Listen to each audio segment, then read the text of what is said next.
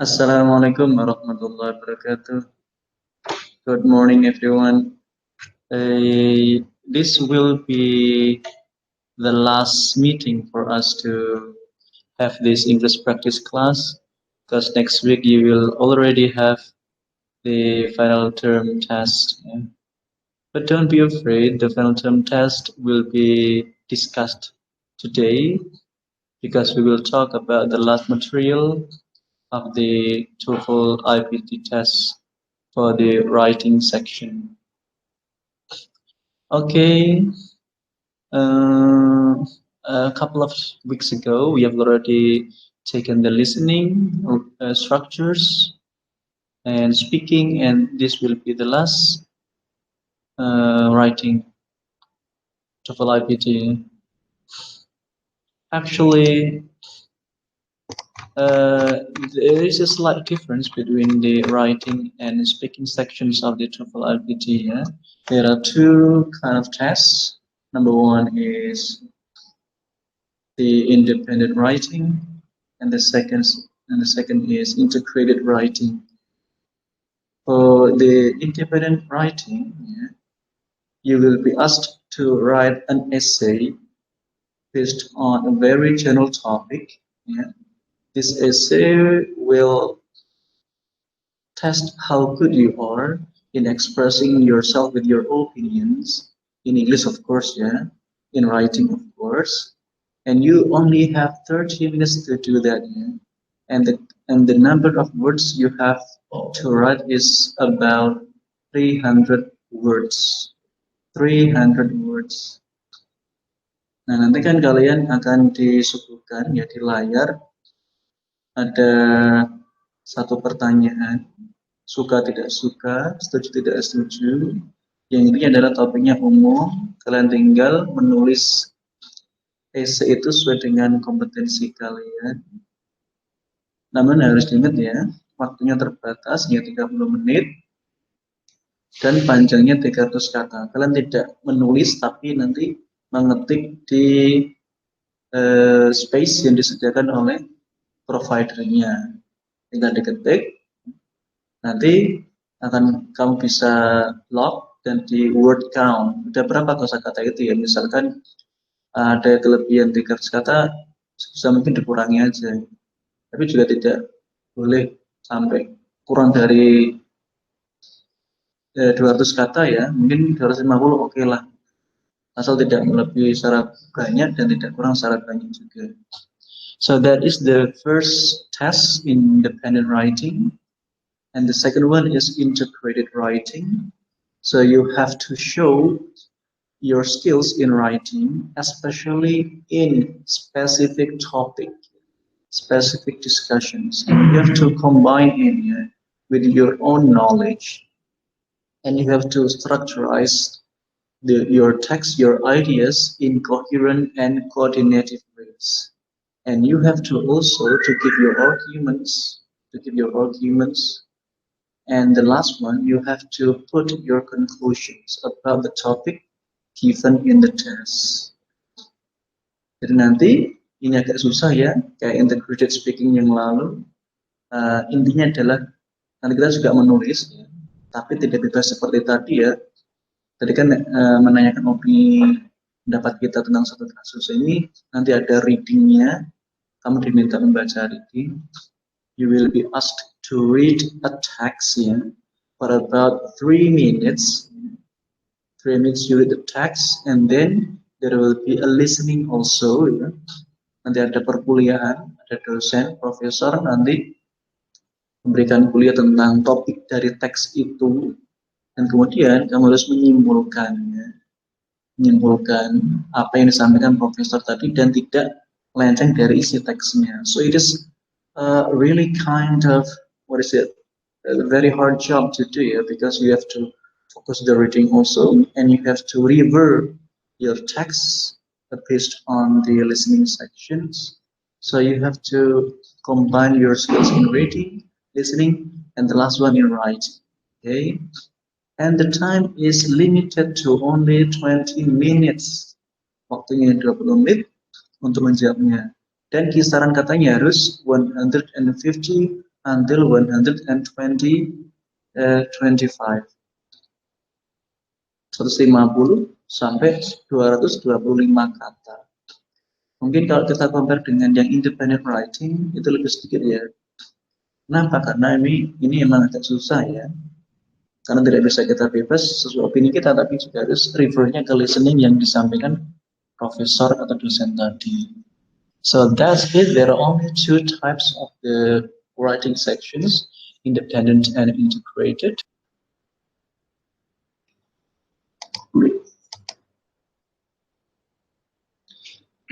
Okay, now we've back again to the second section ya. Sekarang kita akan bahas tentang ini ya, tipsnya apa saja untuk mempersiapkan agar kita maksimal dalam penilaian dalam mengerjakan tes TOEFL writing. Oke, yang pertama harus tentunya latihan kemampuan mengetik. You have to practice yourself with the typing skills. You type very fast, it means very good, and you will be faster. And don't forget to add your vocabularies and also learn about grammar. Grammar is very important in this kind of test, especially in writing. And the third is please listen.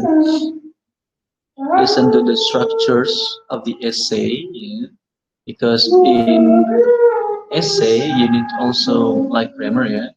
You have to make it clear with your present tense, subject and predicator, and so on. And number 4 is you have to also master the conjunctions. You must be able to put conjunctions like in addition, for instance, to sum up, and so on. Nanti teks kalian kalau ada conjunction seperti ini akan lebih terlihat sempurna dan profesional. And the last one is don't forget about the time. When you do the test, it will be shown in your screen, in your monitor.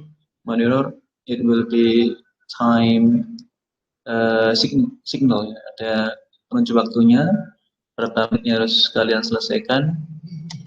Nanti agar ada, kalau ada kelebihan waktu, itu nanti bisa digunakan untuk mengecek jawaban kalian yang sudah ditulis tadi. Intinya adalah ya, ini kita bahas secara konteks dulu ya, baik independent writing maupun terutama independent writing ya, itu ada 5 langkah. Ini boleh diambil, boleh juga tidak ya, tapi ini sebagai garis besar saja.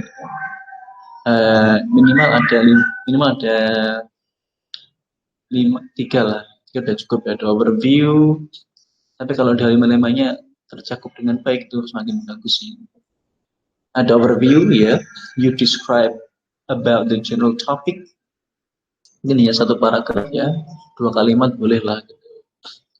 Juga nanti juga kalian tulis stating basis of arguments ya, bukan dasar argumen kalian apa, mau ambil yang sikap setuju mau tidak setuju ya gitu.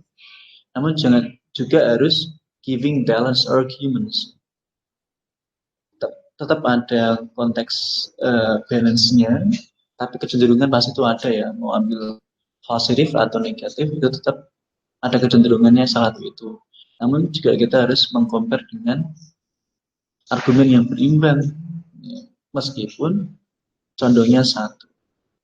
Kemudian you have to be able to explain your arguments, to break down the list of the arguments, yeah, and you give like examples, a proof, and also if you have facts, just give the facts. But if you don't, it's okay. Pokoknya jelasin argumen kalian aja gitu. Number 5 is conclusions and solutions. Kasih kesimpulan dan solusi. Kalau emang itu berupa kasuistik ya.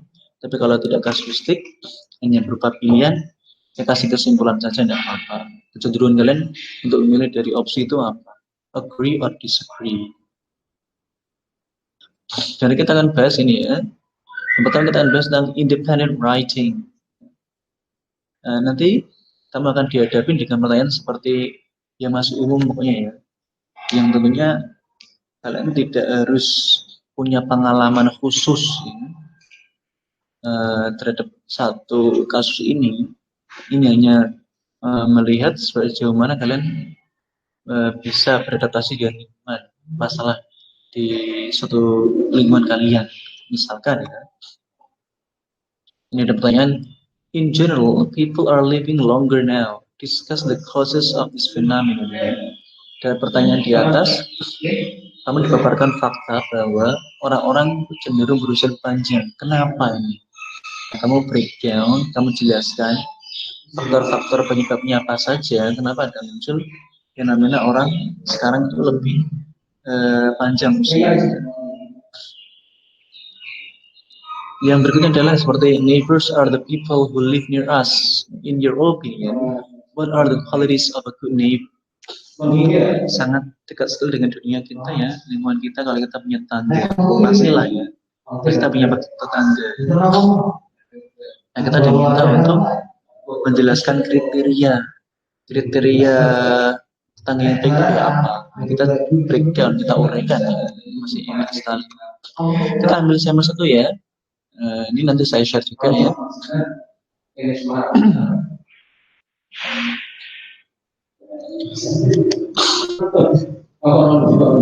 pertanyaan adalah, do you agree or disagree with the statement parents are the best teacher for children? Setuju atau tidak setuju tentang orang tua itu adalah guru yang terbaik bagi anak-anak kita sendiri ya. Nah, kita satu berikan overview pandangan dulu ya secara umum. Nah, ini kamu kasih 2 kalimat saja tidak cukup ya. Ini kayaknya penulisan terlalu hebat sehingga dia bisa menguraikan berbagai konteks untuk diberikan di gambaran umum itu. Kita ambil sampel aja ya. Education is one of the most essential aspects of human life, especially for children who currently on a stage of golden age. Jadi gambaran umum dulu ya, bahwa pendidikan itu adalah salah satu aspek yang penting dalam kehidupan manusia, terutama bagi anak-anak di usia emas, usia produktif. Nah, setelah ini kamu juga bisa kasih, ini tidak perlu ya, education becomes one of many ways for them to understand the world. Tidak perlu. Tapi kalau kamu kasih dan merasa cukup dan tidak lebih dulu kenapa tidak, gitu ya.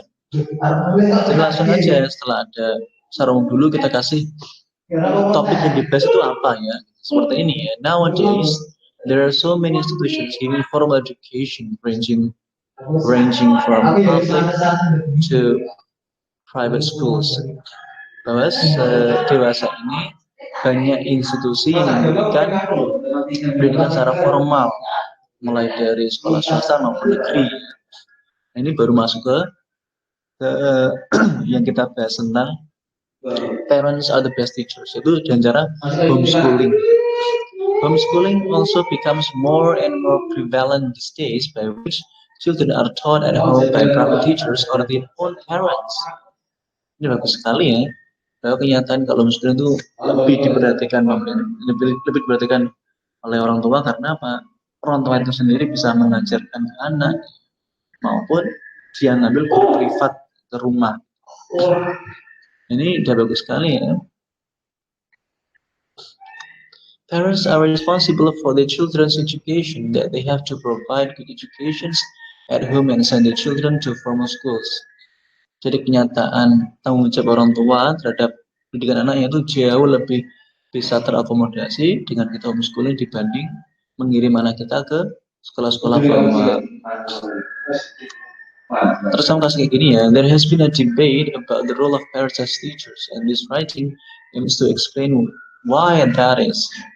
Jadi ada banyak perdebatan tentang peran orang tua yang menjadi guru bagi anak mereka sendiri. Nah, tulisan ini, esai ini, untuk jelasin kenapa kita harus dukung orang tua itu jadi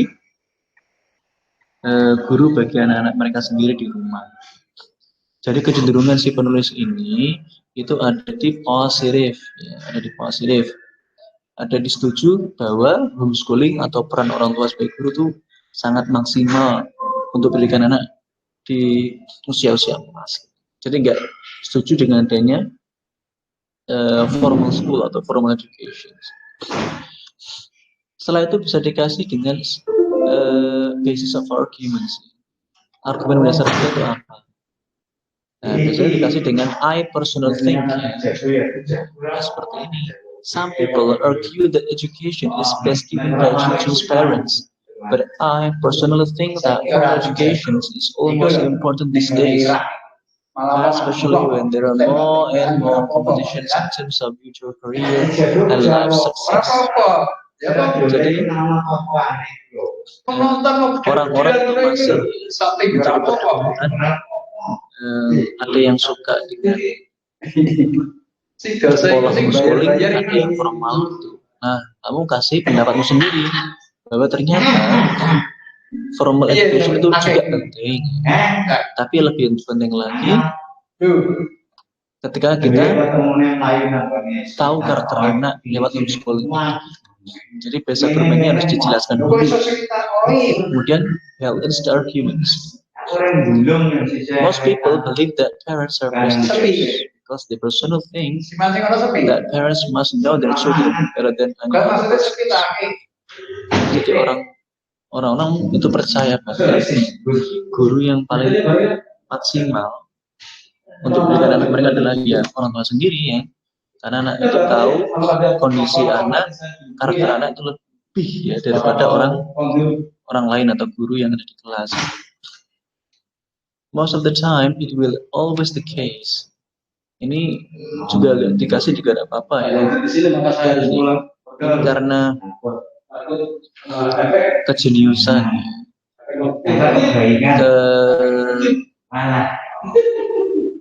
seringnya menulis dia punya ide banyak dan di breakdown seperti ini sudah bagus sekali. Nanti kalau kamu tidak bisa seperti ini ya tidak masalah ya. Yang jelas ada giving balance arguments between those two choice, two options, kan gitu ya. Ini balance-nya adalah dia juga memberikan keseimbangan dengan statementnya. However, formal education like that given at school is a way different from home educations. Curriculum may be applied to achieve learning goals, and not all parents can provide this kind of thing when giving home education. Jadi kalau memberikan homeschooling, tentunya kurikulumnya beda ya, tidak sesuai dengan kurikulum yang ada di formal education itu. Ini disampaikan banget ini ya, karena ini memang proof kalau struktur kurikulum yang dari sekolah itu jauh lebih tertata rapi dibanding homeschoolingnya. Homeschooling kan hanya untuk mengidentifikasi kebutuhan anak secara personal, tidak klasikal ya. Kalau sekolah mungkin cenderung ke klasikal. Jadi ini kalian jelaskan seperti itu ya. Ada giving balance arguments-nya, jangan sampai tidak. Kalau tidak pun tidak apa sebenarnya ya. Ini hanya sebagai batasan ya, batasan rambu-rambu. Rambu-rambu kalau mau dapat poin tertinggi, poin 5 ya seperti ini. Nah, setelah ada giving balance arguments, kamu lanjut ke explain your own argument. Kecenderunganmu kemana diuraikan. Tadi di awal sudah ada basis argumennya. Sekarang di paragraf keempat kamu elaborasi argumenmu sendiri. Despite the fact that home education has become more prevalent recently, formal education is proving themselves as a true trustworthy institutions by improving their quality and thus promising the students with a better life and future career. Jadi di sini si penulis lebih cenderung kayaknya ke itu ya,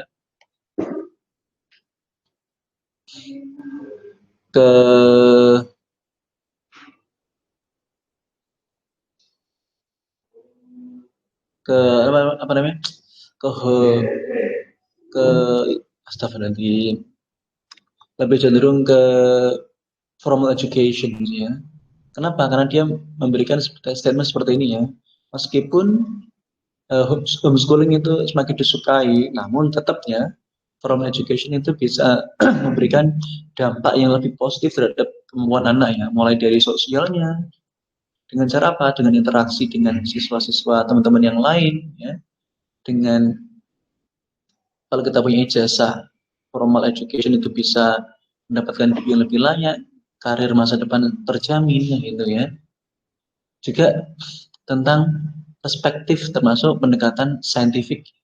Terkadang orang tua kita karena keterbatasan pendidikan, pendekatannya mungkin beda dengan pendekatan guru di sekolah, gitu ya. Lebih lanjut, sebenarnya juga bilang, furthermore, going to school makes it possible for the children to interact. Ini tadi sudah ya, jadi sudah bersama lah. Jadi dijelaskan dulu ya, argumenmu kalau setuju di homeschooling apa. Ini kan sampel ya, dia mau formal education, mau homeschooling ya terserah dia. Yang penting elaborasinya jelas. Conclusion dan solution. From the explanation above, nanti kasih seperti ini ya, sebagai conjunctionnya ya. It can be concluded that home education is essential, but still has to be combined with formal education. Parents can give a home education as a basic for a more structured curriculum at schools. Parents can also be extremely vigorous on how one should be social that the children can have a good time and during their time at schools. Ya, ini dia kesimpulannya adalah bahwa home education atau homeschooling itu sangat penting, tapi harus juga dikembangkan, dikombinasikan dengan pola-pola yang ada di formal education. Tidak bisa berdiri sendiri ya, karena dia mau menyeimbangkan ini ya, meskipun kecenderungan dia ke formal education, tapi dia ingin agak sedikit blending gitu ya. Kenapa? Blendingnya adalah agar peran orang tua sebagai guru di rumah itu juga melingkupi peran guru di sekolah. Artinya pendekatannya ada saintifiknya, dibuat basic kurikulumnya seperti apa agar tertata rapi ya, dan orang tua juga bisa menjadi exemplary figure, contoh figur agar anak bisa belajar di rumah seperti layaknya di sekolah, bisa memposisikan dirinya sebagai teman dan juga sebagai guru. So I believe when you read this kind of text, ya you will learn a lot. Jadi nanti saya berikan berikan contoh ini sebagai sampel kalian agar nanti kalian punya rancangan gambaran nanti saya mau tulis apa ya. Gitu. Tapi emang harus segera tindak cepat gitu ya. Nah, lanjut diantaranya adalah integrated speaking ya. Integrated writing for speaking. Nah, pada bagian tes ini kalian akan baca sebuah teks selama 3 menit dan akan diminta buat ringkasan selama 20 menit. Ya. Ingat, ini tidak opini kalian, tapi sesuai dengan teksnya dan juga listening dari profesor atau dosen yang akan menyampaikan teks itu dari pendapatnya dia ya. Waktu punya 20 menit, 150 sampai 225 kata ya. Nah, proses tulisannya bersama, diberikan transisi antar poin sehingga mudah difahami ya, tidak ngeblur gitu, grammarnya tetap dijaga, dan timingnya diperhatikan. Yang terakhir adalah harus sesuai dengan konteks yang disampaikan. Nah, kita lihat contoh pertanyaannya ya. Misalkan ini ya, nanti ada tulisan seperti ini ya di tesmu ya. Give yourself 3 minutes to read the passage. Diberikan kesempatan 3 menit untuk membaca teks ini ya. Teksnya seperti, critics say that current voting system used in the United States are inefficient and often lead to the inaccurate counting of votes. Miscounts can be especially damaging if an election is closely contested. Jadi banyak kritik yang menyampaikan bahwa sistem voting di Amerika sekarang itu tidak efisien dan malah terkadang hasil votingnya, hasil pemungutan suaranya tidak akurat. Ada salah banyak hitung ya, sehingga bisa merusak nilai-nilai atau semangat pemilu itu sendiri. Ini teksnya panjang sekali, nanti bisa dibaca sendiri ya. Bisa dibaca, wow panjang sekali. Nah, setelah teks ini panjang ini kamu baca selama 3 menit, nanti akan didengarkan, ya, di teksmu akan didengarkan sebuah perkuliahan, tapi tidak dialog ya, hanya monolog. Ada profesor akan mengungkapkan pendapatnya, analisisnya dari wording system yang disampaikan dalam teks itu. Ya. Jadi narator akan menyampaikan pertanyaannya ya. Now listen to part of the lecture on the topic you just read about. Kan gitu. Itu profesornya ngomong nih ya. While traditional voting system have some problems, it's doubtful that computerized voting will make discussions any better. Meskipun ini pandangan profesornya ya, dia menyampaikan kalau meskipun voting system ini tradisional, pemungutan suara yang tradisional di Amerika seperti banyak masalah, namun juga bukan berarti voting system dengan menggunakan komputer itu jauh lebih bagus ya. Mungkin bagi beberapa orang mudah ya untuk menggunakan voting system lewat komputer ya, karena mereka terbiasa. Namun bagaimana dengan orang-orang yang tidak terbiasa dengan komputer ya, atau orang-orang yang nggak mampu beli komputer? Bagaimana cara pemilih itu untuk menyampaikan suaranya, menggunakan hak suaranya gitu ya. Inilah masalah-masalah yang dibahas oleh para pemilih ketika diadakan voting lewat komputer. Ini yang dibahas oleh profesor itu ya. Nah, didengerin sampai kurang lebih 2 menit ya. 2 menit. Nah, masalahnya adalah ketika mendengarin itu, tes ini ya, itu tidak ada skripnya. There will be no scripts that you will be listening to, but you have to focus only what is the professor saying. Ya, kita harus fokus. Nah, tipsnya adalah kamu catat ya beberapa poin. Misalnya si profesor tadi bilang, the very first thing we need to do, ya, itu kamu tulis ya. Kamu kan tinggal ditulis list-listnya, poinnya apa saja. Nanti elaborasinya kamu kembalikan ke ini aja. Elaborasikan ke teksnya, Jadi fokus listeningnya, kita catat beberapa poin yang disampaikan. Misalnya ada kata furthermore, it's true that humans make mistakes when they count up ballots by hand. Nah gitu ya, ada furthermore itu biasanya jadi list argumen disampaikan oleh profesor tersebut. Pokoknya sering perhatikan aja conjunction-nya, karena itu adalah transisi dari satu pendapat ke pendapat lain. Kan gitu. Nah setelah selesai didengarkan oleh itu ya, oh ya jangan lupa ya, biasanya si profesor itu ngasih kesimpulan di akhir ya, misalnya seperti ini. This is hardly sufficient for us to develop confidence that computerized voting can be fully trusted. Jadi si profesor menekankan pendapat akhirnya dia adalah dia tetap kurang percaya dengan adanya voting lewat komputer. Karena sistemnya harus benar-benar dikembangkan ya, agar bisa digunakan secara akurat dan dipercaya akuntabel. Gitu. Itu jangan sampai lupa, karena memang harus ada conclusion. Di pertanyaan nanti kamu akan diberikan arahan ya. Give yourself 20 minutes to plan and write your response. Your response is judged on the quality of the writing and on how well it presents the points in the lecture and their relationships to the reading passage. Typically, an effective response will be 150 to 225 words. You may view the reading passage while you respond. Nah, ini ya. Jadi kita masih bisa balik merefer ke reading passage yang kita baca tadi. Ini hanya sebagai istilahnya rujukan. Fokusnya tetap ke speakingnya tadi ke profesor.